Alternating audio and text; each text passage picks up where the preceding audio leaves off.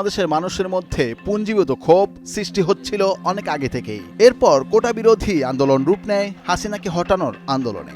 এ সম্পর্কে ভারত অবগত ছিল, তবে এ বিষয়ে ভারত কোনো সরাসরি হস্তক্ষেপ করতে পারেনি বলে দাবি করছেন দেশটির পররাষ্ট্রমন্ত্রী এস জয়শঙ্কর। ভারতের গণমাধ্যম দ্য হিন্দুর মতে 22 মার্চ দেশটির পররাষ্ট্র বিষয়ক সংসদের পরামর্শ কমিটির কাছে জয়শঙ্কর এসব তথ্য জানান। তিনি কমিটির কাছে দাবি করেন, হাসিনাকে প্রভাবিত করার মতো প্রয়োজনীয় প্রভাব তাদের ছিল না। তারা হাসিনাকে শুধু পরামর্শ দিতে পারত। এছাড়া তিনি জাতিসংঘের মানবাধিকার বিষয়ক হাই কমিশনার ভলকার তুর্কের সাক্ষাৎকারের বিষয়টি তুলে ধরেন। সাধারণ ফ্যানের দিন শেষ, আকিস ফ্যানে বাংলাদেশ।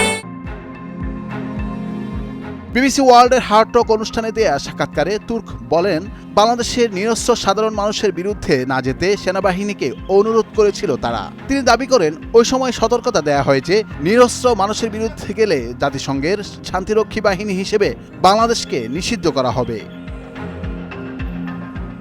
আন্তঃবাহিনী জনসংযোগ পরিদপ্তর বা আইএসপিআর পরবর্তীতে জানায়, জাতিসংঘের মানবাধিকার বিষয়ক হাই কমিশনার ভলকার তুর্ক সেনাবাহিনীকে এই ব্যাপারে সরাসরি কিছু নাও বলতে পারে। তৎকালীন হাসিনা সরকারকে একথা জানানো হতে পারে।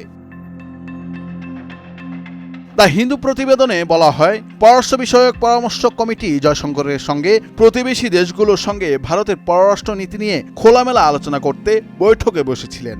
বিশেষ করে ওই বৈঠকে বাংলাদেশ, মিয়ানমার, মালদ্বীপ, শ্রীলঙ্কা ও পাকিস্তান প্রাধান্য পায়।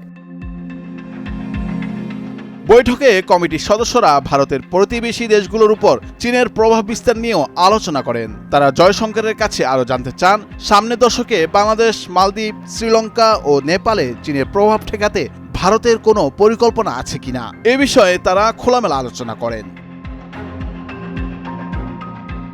নুরুল আফসার, নয়া দিগন্ত।